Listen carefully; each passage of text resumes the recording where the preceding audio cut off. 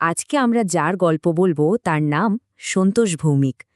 ভাবুন একবার, একটা সাধারণ ঘর থেকে যাত্রা শুরু করে পুরো দুনিয়াটাই বদলে দেওয়া। অবিশ্বাস্য, তাই না? চলুন দেখি কিভাবে এই অসাধারণ যাত্রাটা শুরু হয়েছিল। গল্পের শুরুটা কিন্তু খুব বেশি দূরের নয়। সালটা হচ্ছে ২০২৬। মানে এমন একটা সময় যখন টেকনোলজির দুনিয়াটা হু হু করে পাল্টাচ্ছে। আর ঠিক সেই মোড়ে আমাদের গল্পের নায়কের যাত্রাটা শুরু হয়। আর এই গল্পের কেন্দ্রবিন্দু কোথায় জানেন?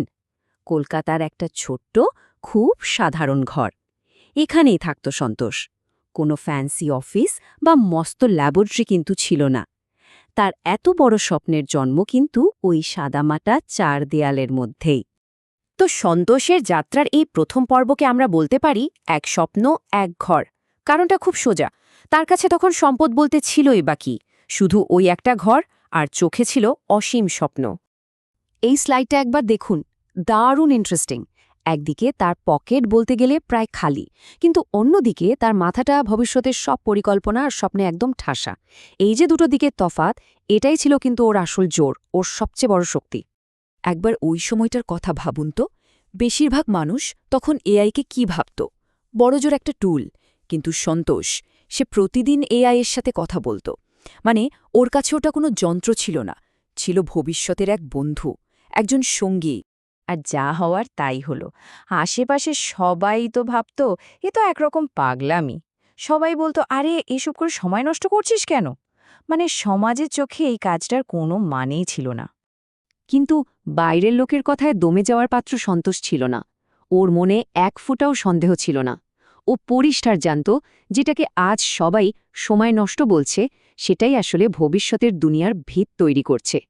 ওর বিশ্বাস ছিল একদম পাকা। আর এই বিশ্বাসটাই ওকে নিয়ে গেল যাত্রার পরের ধাপে। কারণ শুধু এআই ব্যবহার করে থেমে থাকাটা ওর লক্ষ্য ছিল না। ও নিজে একজন স্রষ্টা হতে চেয়েছিল। তো চলুন দেখি কিভাবে সে এই পথে এগোল। সময়টা ছিল ২০২৮। সন্তোষ এবার ঠিক করে নিল যে না, শুধু স্বপ্ন দেখলে তো হবে না। স্বপ্নটাকে সত্যি করতে হলে যা যা শেখা দরকার সেটা শিখতে হবে। এই বছরটা ছিল এক কথায় ওর নিজেকে তৈরি করার বছর। টাকা পয়সার অবস্থা তো খুব ভালো ছিল না, তাই কোনো বড় প্রতিষ্ঠানে কোর্স করার সুযোগও ছিল না। কিন্তু ওর কাছে এমন কিছু জিনিস ছিল যা আসলে অমূল্য আর একদম বিনামূল্যে পাওয়া যায়। কি সেগুলো? ইন্টারনেট, ইউটিউব আর প্র্যাকটিস করার একটা অদম্য জেদ। এ তিনটে জিনিসই হয়ে উঠেছিল ওর সবচেয়ে বড় শিক্ষক। আরও কিন্তু খুব গুছিয়ে শিখছিল, একদম step by step.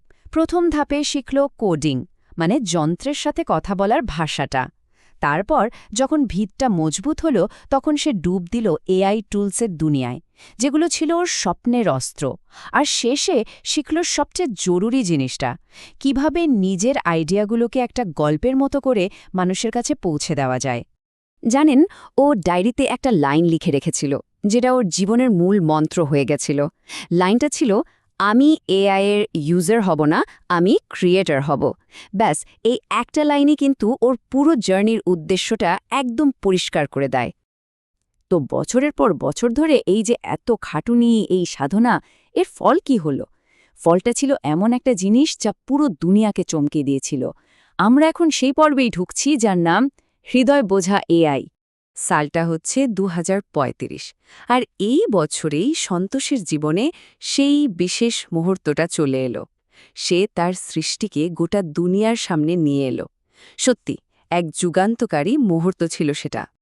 Or AI সিস্টেমটার একটা নামও দিয়েছিল, কবির এআই। এখন প্রশ্ন হলো, এর বিশেষত্বটা কি ছিল? আরে এটা শুধু ডেটা নিয়ে উত্তর দিত না, এটা মানুষের আবেগ, মানুষের অনুভূতি, এমনকি তার মানসিক অবস্থাটাও বুঝতে পারত। আর এটাই তো ছিল আসল বিপ্লব। ভাবুন একবার, এতদিন ধরে এআই ছিল আমাদের ব্রেনের অ্যাসিস্ট্যান্ট, তাই না? কিন্তু কবির এআই প্রথমবার মানুষের মনের সঙ্গী হয়ে উঠল। এটা শুধু ডেটা নয়, মানুষের একাকিত্ব, তার আনন্দ, তার কষ্ট, সবকিছু বুঝতে পারত।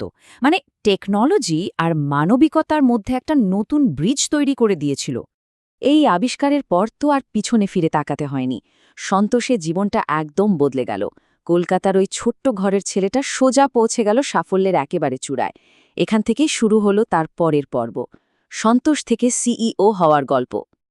কবির এআইয়ের সাফল্য যে কত দ্রুত এসেছিল তা ভাবাই যায় না। 2035-এ লঞ্চ হলো, আর মাত্র 7 বছরের মধ্যে, মানে 2042 সাল আসতে না আসতেই, দুনিয়ার বড় বড় সরকার, স্কুল, এমনকি ব্যবসাগুলো এটাকে নিজেদের সিস্টেমের অংশ বানিয়ে নিল। অবিশ্বাস্য।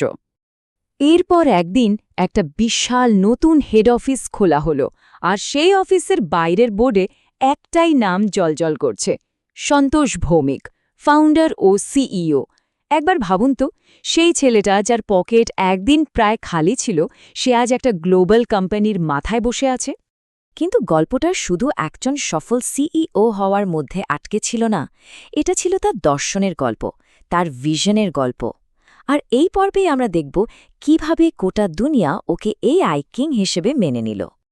আমরা এবার গল্পের প্রায় শেষ দিকে চলে এসেছি।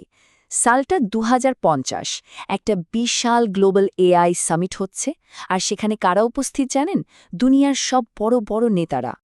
আর সেই সামিটের মঞ্চ থেকেই একটা ঐতিহাসিক ঘোষণা করা হলো, সন্তোষ ভৌমিককে সম্মান জানানো হলো বিশ্বের সবচেয়ে প্রভাবশালী এআই স্বপ্নদ্রষ্টা হিসাবে। কি অসাধারণ একটা মুহূর্ত! পুরস্কারটা হাতে নিয়ে সন্তোষ মাইকের সামনে এসে যে কথাটা বলল, সেটা হয়তো টেকনোলজির ইতিহাসে সবসময় মনে রাখার মতো। ও বলল, এআই বিপজ্জনক নয়, এআই আসলে খুব শক্তিশালী। আসল বিপদটা তো তখন যখন মানুষ স্বপ্ন দেখা বন্ধ করে দেয়। সন্তোষের এই কথাটা কিন্তু আমাদের একটা গভীর প্রশ্নের সামনে এনে দাঁড় করায়, তাই না? ও তো এমন একটা এআই বানিয়েছিল যা মানুষের মন বোঝে। কিন্তু ভাবুন তো, যদি কোনোদিন সেই এআই নিজেই স্বপ্ন দেখতে শুরু করে, তাহলে তার স্বপ্নটা কি হবে? এই প্রশ্নটা ভাবার জন্য রেখেই আজকের মতো শেষ করা যাক।